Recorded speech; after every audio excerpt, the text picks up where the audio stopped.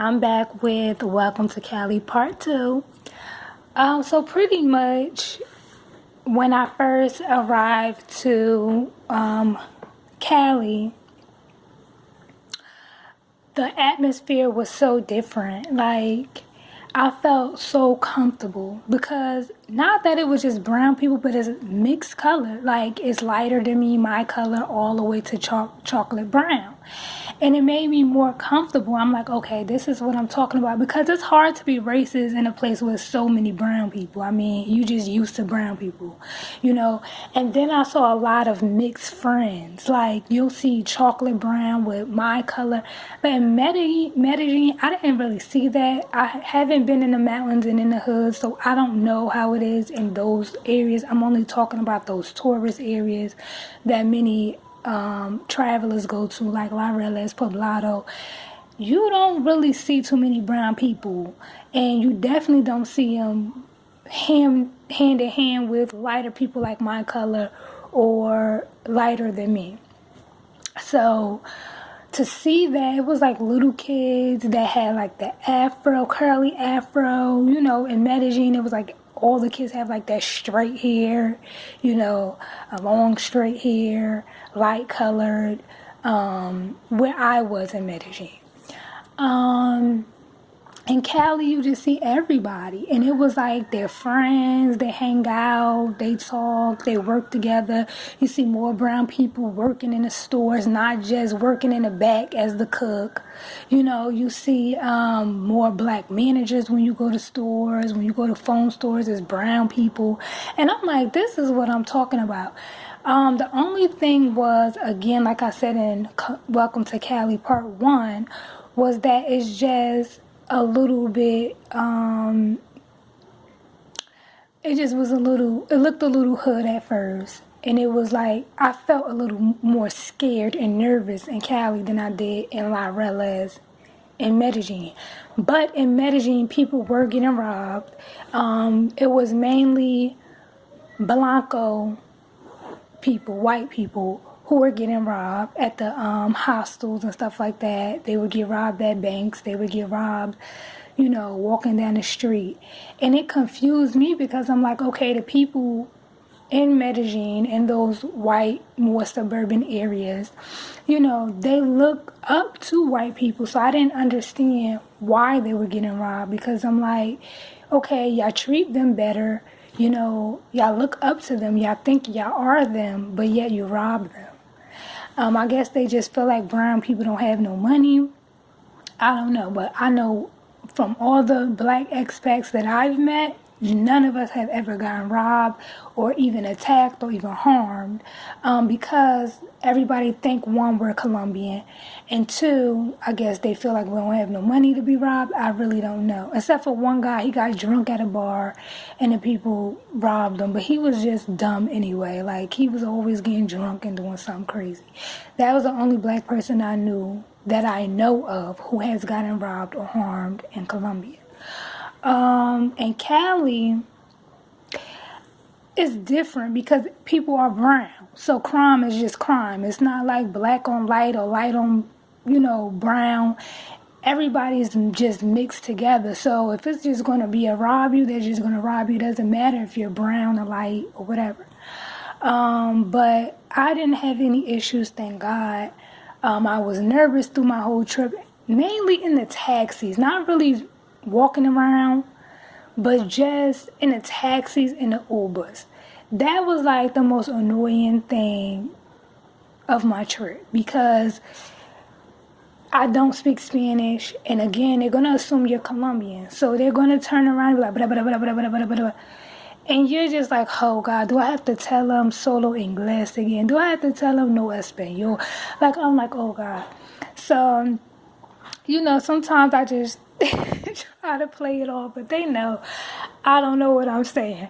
So that was just my main nervousness, because you don't know who works for the mob, who's involved with what, as taxi drivers or Uber drivers. So you're just really putting your faith in hopefully getting to where you're going. And that was pretty. And my daughter talks so much. Like, I'll be like, shut up. Like, times I had to literally say, shut up. Like, when we walking on the street, I say, once we get to the restaurant, fine. But while we walking on these streets, stop talking. You don't know Spanish, you just talk loud. She's like, hey, mommy. I'm like, silent, please. So, that was the only thing. If you got a kid that talk a lot, they're going to let it be known that y'all are American because, you know, people are going to hear and they're going to be looking. But even in Cali, like, we would be talking, walking by, and it wasn't people, like, turning around and looking at us. It was just really laid back. Like, that's the one thing I could say. Like, even what they say Blanco, to me, they're Latino. But what they say white, Colombians, to me, they weren't even that racist. Like, they were really on chill. You know, like, I guess because it's so mixed, they don't act as stuck up. They don't treat you any type of way. Like, I never felt any type of racism being in Cali at all. And I was there for 3 weeks. I was in Medellin for a month and a half. So in Cali, I didn't feel that at all. Like, whether I went to the malls, like, because there's so many brown people that work, you know, that work at the stores. I don't feel any of that. Even in Medellin, you had a lot of nice, lighter color Colombians. It was only like a few. I don't know, the atmosphere just made it uncomfortable for me, but I can't say that everybody in Medellin was racist and blah, blah, blah. No, I'm not saying that. But I'm just saying the atmosphere in Cali was totally different. So I left my first Airbnb and went to, where did I go? Oh, I met a local, not a local, an expat who lived, who was from the States, African-American expat. I stayed with him for like 2 days, and then he introduced me to some of his friends, who were locals, who they say are Afro-Colombians. To me, they were not Afro-Colombians.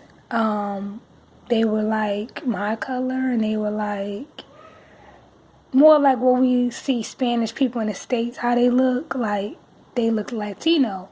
But Afro-Colombians that I've seen are like chocolate brown. So I don't know what the definition is, like at what point are you Blanco and what point are you Negro or Mixito. They told me I'm Mixito. So I'm not Negro, I'm Mixito. And I guess they were also Mixito. So I went to their house for a few days. And I have to do a whole nother thing on that, because I ended up leaving. We got into some stuff, like, that's a whole nother topic for us ladies. But, yeah, so, you know, I went and stayed with them, and they lived more in like a hood, which was so comfortable for me. And I'm going to say only because when we drove up in a taxi, it was like kids playing in the street, teenagers sitting on outside. I'm like, yes, this is about to be about that life. Like, I want to see what this is like, because I'm usually in like the nice areas and, you know, stuff like that. So I'm like, wow, like, this is what Cali is like. My daughter could go outside and play, you know, in the street, you know, etc. So if this cut off because of my storage, I will do Welcome to Cali Part 3. But yeah, so I'll just end it and then go to Cali Part 3. But yeah, so my experience thus far was going great. Like, I really like Cali.